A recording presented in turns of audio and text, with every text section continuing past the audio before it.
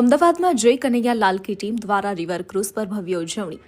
એસવીએફ entertainment, નમન રાજ production private limited અને Siddharth Randeria production LLP દ્વારા નિર્મિત ફિલ્મ જય કનૈયા લાલ કીની રિલીઝ પૂર્વે અમદાવાદના સાબરમતી રિવરફ્રન્ટ પર ક્રૂઝ પર એક ભવ્ય કાર્યક્રમ યોજાયો હતો. આ ખાસ બપોરે ફિલ્મના કલાકારો અને ક્રૂ મેમ્બર્સ એકઠા થયા હતા, જ્યાં આગામી રિલીઝને લઈને ભારે ઉત્સાહ જોવા મળ્યો હતો. ફિલ્મ રિલીઝ 9 જાન્યુઆરી 2026. બપોરની ક્રૂઝ ઉજવણી ખુશનુમા અને શાંત માહોલમાં યોજાઈ, જ્યાં ટીમના સભ્યો વચ્ચે આત્મીય વાતચીત, હાસ્ય અને એકતાની ભાવના જોવા મળી.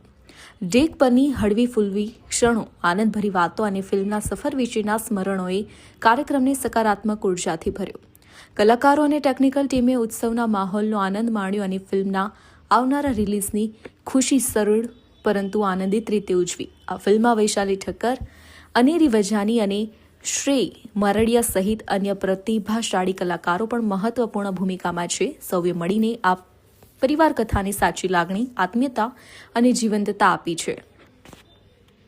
હજી થોડુંક વાર છે, પણ ટેલિવિઝનમાં 13 વર્ષોથી તમે લોકોએ મને બહુ જ પ્રેમ આપ્યો છે અને અલગ અલગ કિરદાર નિભાવ્યા છે. મેં ગુજરાતી ફિલ્મમાં મારું ડેબ્યુ થાય છે અને આઈ હોપ કે 13 વર્ષ સુધી તમે જેટલો મને પ્રેમ ટેલિવિઝનમાં આપ્યો એટલો જ પ્રેમ તમે મને ગુજરાતી સિનેમા માટે પણ આપશો. એન્ડ આઈ હોપ કે જેટલી મહેનત મેં કરી છે એ તમારા સુધી પહોંચે. I am speechless when you ask me this question because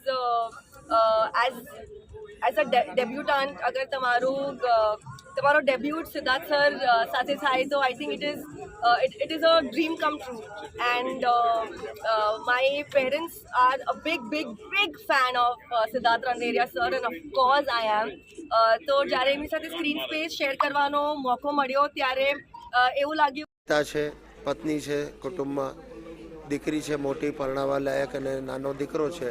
દીકરીના લગ્ન નક્કી થઈ જાય છે, બધું સરસ મજાનું ચાલી રહ્યું છે અને એક એવી ઘટના બને છે જેનાથી કનૈયાલાલ પણ વિવશ છે, એટલું જ નહીં ગામ આખું વિવશ થઈ જાય છે. અને એ ઘટના છે કે ગામની જે એક બેંક છે એની સાથે ફ્રોડ થાય છે કોઈ એક બીજા શહેરમાં, અને બેંકને તાળા લાગે છે અને કહેવામાં આવે છે કે હવે માત્ર તમને દિવસના 1500 રૂપિયા આપીશું. અને આ બાજુ કનૈયાલાલની દીકરીના લગ્ન